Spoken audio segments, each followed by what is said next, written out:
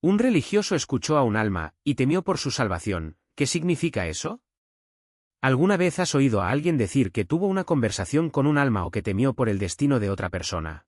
Esta frase, una monja escuchó a un alma, y temió por su salvación, habla precisamente de esto. Una monja, o monjas, que escuchó algo de alguien que ya había muerto y se preocupó por lo que pasaría con esa persona después de la vida.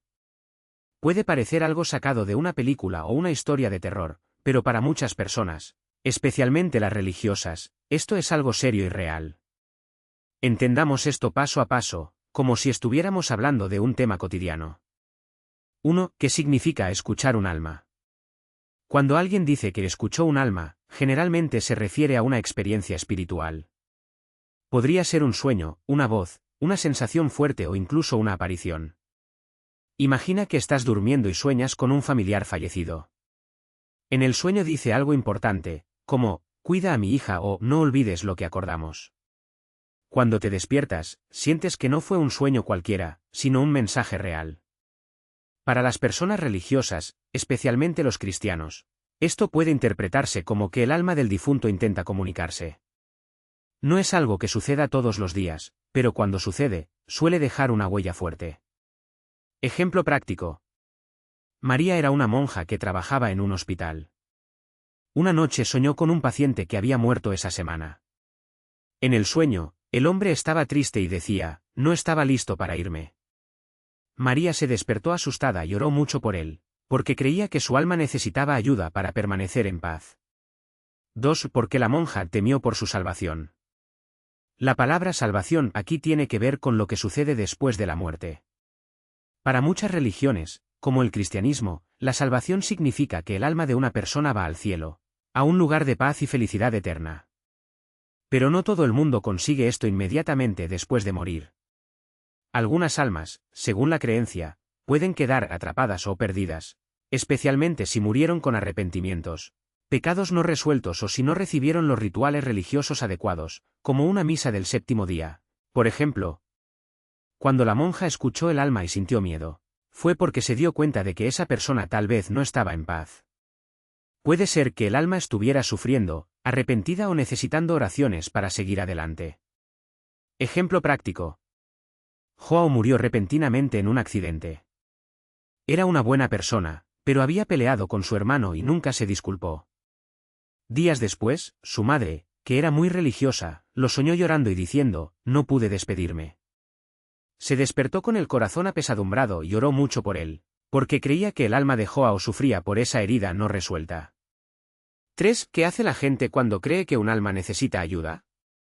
Si alguien cree que un alma sufre, suele hacer algunas cosas para ayudar.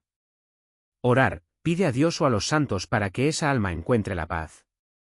Realizar misas o servicios. Muchas religiones tienen ceremonias especiales para ayudar a las almas de los difuntos. Donar o ayudar a otros, en algunas tradiciones. Dar caridad en nombre de la persona que falleció puede ayudar a su alma. Hablar con un sacerdote, pastor o líder religioso, para pedir orientación y apoyo espiritual. Ejemplo práctico. Ana soñó con su abuela, que había fallecido hacía un año. En el sueño, la abuela estaba en un lugar oscuro y decía, ora por mí. Ana le dijo al sacerdote de su iglesia, quien le sugirió rezar un rosario todos los días y pedir a otras personas que también rezaran. Después de un rato, Ana volvió a soñar con su abuela, pero esta vez estaba sonriendo y en un lugar luminoso. Ana sintió que el alma de su abuela finalmente estaba en paz. 4. ¿Es esto real o solo imaginación? Esa es una pregunta difícil. Para quienes vivieron esta experiencia, es real. Para aquellos que no creen en la vida después de la muerte o en la comunicación con las almas, puede parecer solo un sueño o una coincidencia. La ciencia no puede probar ni negar estas cosas, porque son cuestiones de fe. Lo importante es entender que, para muchas personas, estas experiencias son profundas y significan algo muy serio. No se trata de tener miedo a los fantasmas, sino de creer que las personas que amamos pueden necesitar ayuda incluso después de morir. Ejemplo práctico. Pedro no creía en las almas ni en la vida después de la muerte. Un día murió su amigo Carlos y Pedro soñó con él varias veces. En el sueño, Carlos siempre pedía, perdóname. Pedro no entendía por qué soñaba eso, ya que los dos nunca se habían peleado. Se lo dijo a su madre, que era religiosa, y ella dijo, tal vez su alma necesita paz. Pedro no cambió de opinión sobre la vida después de la muerte, pero empezó a orar por Carlos, solo para estar tranquilo. Después de eso, los sueños cesaron. 5. ¿Qué podemos aprender de esta historia? Incluso si no crees en las almas ni en la comunicación con los muertos, esta historia nos hace pensar en algunas cosas importantes. El valor del perdón. Muchas veces las personas mueren con sentimientos heridos o con cosas que no han dicho. Perdonar y pedir perdón mientras estamos vivos puede evitar sufrir más adelante. La importancia de orar o recordar a los fallecidos, aunque no sea por un alma. Recordar a los que amamos y honrar su memoria es bueno para nosotros. Respeto por las creencias de los demás. Cada persona tiene su propia fe y experiencias. Lo que puede parecer extraño para algunos, para otros es muy real. Ejemplo práctico. Luciana y su hermana siempre se peleaban por pequeñas cosas. Un día, su hermana murió en un accidente. Luciana quedó devastada y comenzó a tener sueños en los que su hermana se disculpaba por cosas que ya no recordaba. Luciana se dio cuenta de que, en la vida, es mejor resolver las peleas de inmediato que dejarlas para después. Empezó a esforzarse por ser más paciente con la gente, porque nunca sabes cuándo será la última vez que los verás. Resumiendo todo en pocas palabras. La frase "una monja escuchó un alma, y temió por su salvación", habla de una experiencia espiritual en la que una monja escuchó algo de una persona que ya había muerto y se preocupó por su destino. Para quienes creen, esto podría significar que el alma de esa persona está sufriendo o necesita ayuda para encontrar la paz. La gente reacciona ante esto rezando, realizando ceremonias religiosas o intentando resolver asuntos que la persona ha dejado atrás. Aunque no es algo comprobado por la ciencia, para muchos es una cuestión de fe y amor por quienes ya fallecieron. Al final, lo más importante es vivir de manera que, cuando llegue nuestro momento, no nos quedemos con arrepentimientos o asuntos sin resolver. Y, si un día sueñas con alguien que ha fallecido, tal vez sea solo un sueño, o tal vez sea un mensaje para que cuides mejor a las personas que aún están aquí. ¿Y si esta historia sobre la monja no fuera solo una leyenda o una vieja historia? Muchas personas han experimentado algo parecido, un sueño extraño, una fuerte sensación de que un ser querido que ha fallecido está intentando decir algo, o incluso una señal inesperada, como un objeto que desaparece y aparece de la nada, como si la persona estuviera allí. Puede dar miedo al principio, pero también puede ser un recordatorio de que debemos mirar más detenidamente nuestras propias vidas. Imagina, por ejemplo, que sueñas con tu abuela fallecida. En el sueño, ella llora y dice, ojalá te hubiera enseñado a hacer ese pastel que te gusta. Al día siguiente, encuentras la receta escrita a mano en el fondo de un cajón. Podría ser solo una coincidencia, pero para aquellos que creen, es como si ella les estuviera pidiendo que atesoraran ese recuerdo. O sueñas con un amigo que murió joven y en el sueño él está sonriendo pero parece cansado. Quizás te haga preguntarte, ¿está en paz? ¿Podría haber sido un mejor amigo? Estas experiencias no son prueba de nada, pero muchas religiones y culturas de todo el mundo creen que los muertos pueden comunicarse de alguna manera con los vivos. En la Iglesia Católica, por ejemplo, existe la idea de que las almas que no están ni en el cielo ni en el infierno, aquellas que aún necesitan ser purificadas, pueden recibir ayuda de nuestras oraciones.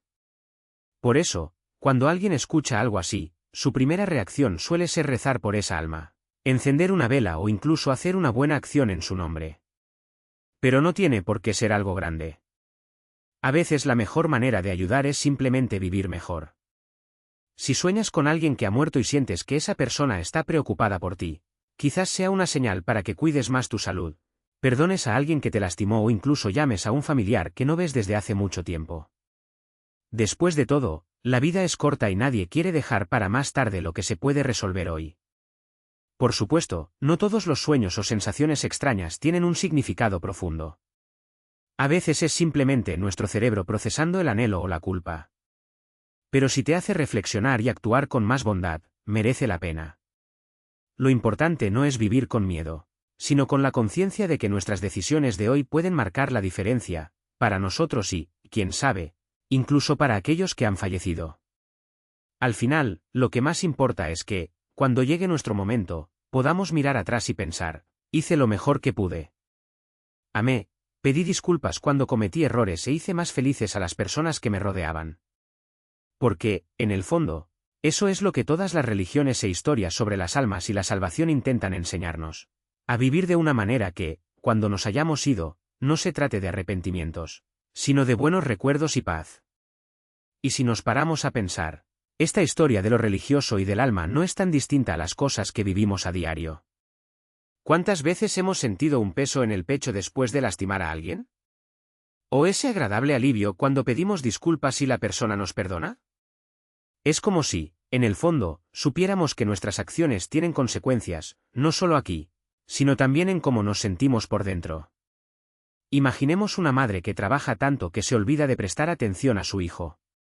Un día, sueña que él llora y le pide jugar con ella. En el sueño está triste, como si estuviera lejos, aunque esté justo al lado. Cuando se despierta, siente una punzada en el corazón y decide cambiar, empieza a llegar más temprano a casa, a escuchar las historias de su hijo, a abrazarlo más. No es que el sueño fuera un mensaje del más allá, pero sirvió para mostrar lo que ella ya sabía, que estaba dejando pasar momentos que no volverían.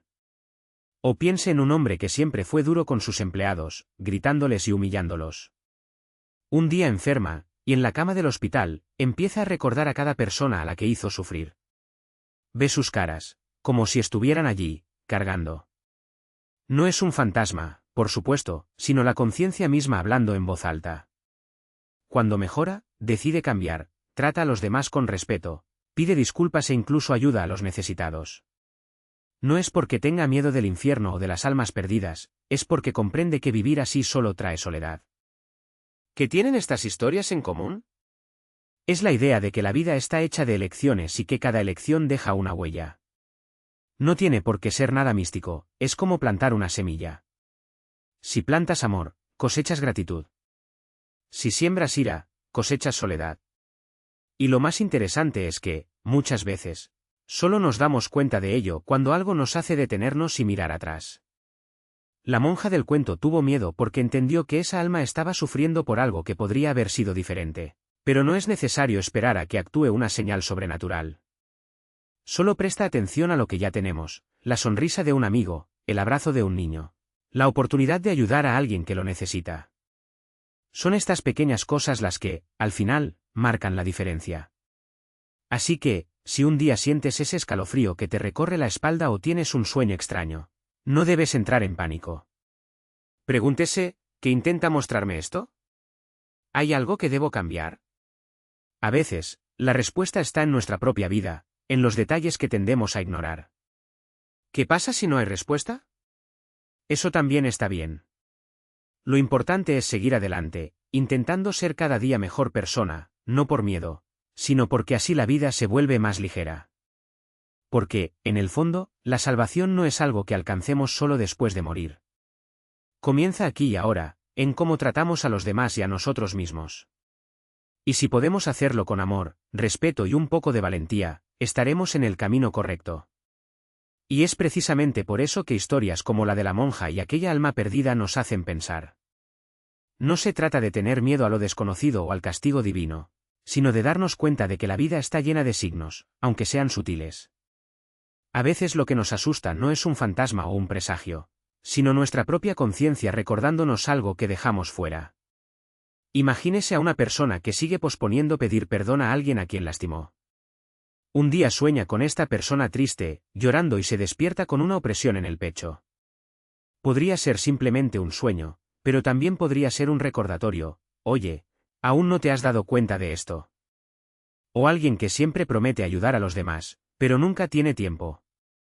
De repente se cruza con un mendigo en la calle y siente una extraña culpa, como si el universo le dijera: dijiste que te importaba, pero ¿dónde está tu acción? Estos momentos no son castigos, son invitaciones. Invitaciones a mirar dentro y ver qué hay que ordenar. No se trata de ser perfecto, sino de ser honesto contigo mismo. Si te das cuenta de que estás actuando de forma egoísta, mintiendo o lastimando a alguien, no debes desesperarte. Simplemente reconócelo e intenta hacerlo diferente la próxima vez. La salvación, después de todo, no es un premio que solo ganan los santos. Es más bien una planta que regamos todos los días. Si lo cuidas con esmero, siendo justo, generoso y veraz, crece fuerte y hermoso. Si lo olvidas, se marchita. Pero siempre hay tiempo para empezar de nuevo. Entonces, la próxima vez que suceda algo extraño, en lugar de asustarse, pregunte, ¿qué me está enseñando esto? Podría ser una lección sobre el perdón, sobre la humildad o incluso sobre valorar más a las personas que amas. Y si no hay lección, está bien. La vida ya está llena de misterios y no todo necesita tener una explicación. Lo importante es no dejar que el miedo te paralice. Porque, en el fondo, la salvación no es un lugar al que ir, sino una forma de vivir. Y si podemos hacer esto con el corazón abierto, incluso los sustos de la vida se convierten en oportunidades para crecer. La historia de la monja que escuchó el estallido de un alma y se preocupó por su salvación nos hace pensar en algo muy simple: a veces nos preocupamos demasiado por lo que no entendemos. La monja, al escuchar aquel pedido de ayuda proveniente de un lugar que no era de este mundo, sintió miedo. Miedo a no saber cómo ayudar, miedo a encontrarse ante algo más grande que ella misma, miedo a no hacer ni siquiera lo suficiente para salvar esa alma. ¿Pero tenía que tener tanto miedo? Imagina que vas caminando por la calle y ves a una persona tirada en el suelo, herida. No sabes lo que pasó, pero sabes que puedes ayudar de alguna manera: llama a una ambulancia, ofrécele agua. Quédate a su lado hasta que llegue alguien. No es necesario que comprenda todo el problema para hacer su parte. La salvación a menudo funciona así. No se trata de tener todas las respuestas, sino de actuar con amabilidad, incluso cuando no entendamos todo.